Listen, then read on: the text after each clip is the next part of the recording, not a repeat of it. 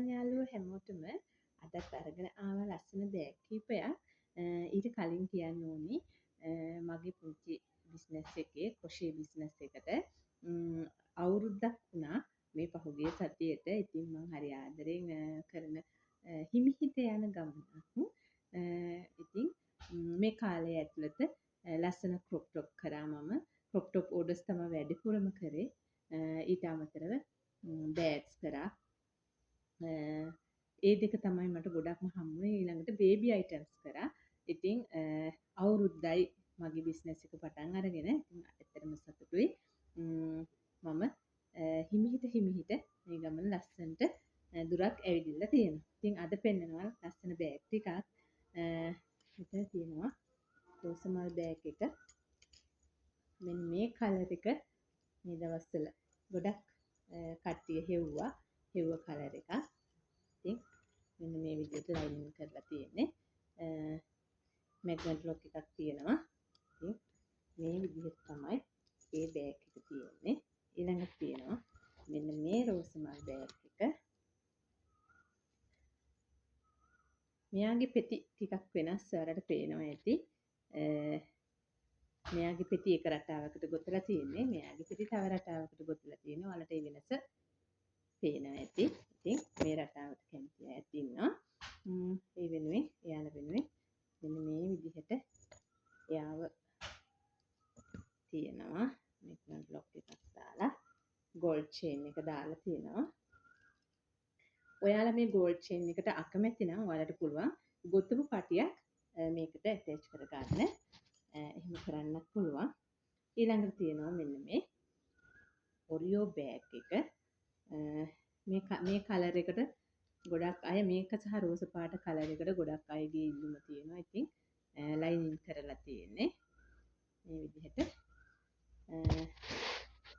ලස්සන රෝසමල තියෙනවා.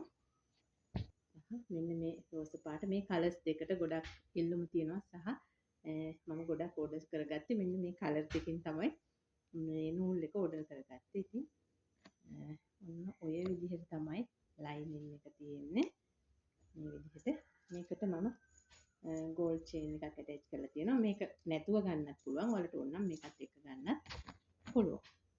ඊළඟට ඔෆිස් යන ලේඩීස්ලට මම හැදුවා අන්තිම මෙන්න මේ විදිහ බොක්ස් බෑග් එකක්. බලන්නකො මේක හරිම හුරු බුහුටි ලස්සන බොක්ස් බෑග් එකක්. කළු පාට ඩ්‍රෙස් අඳින අයට මෙන්න මේ විදිහට ලයිනින් කරලා තියෙනවා මේක ඇතුළේ.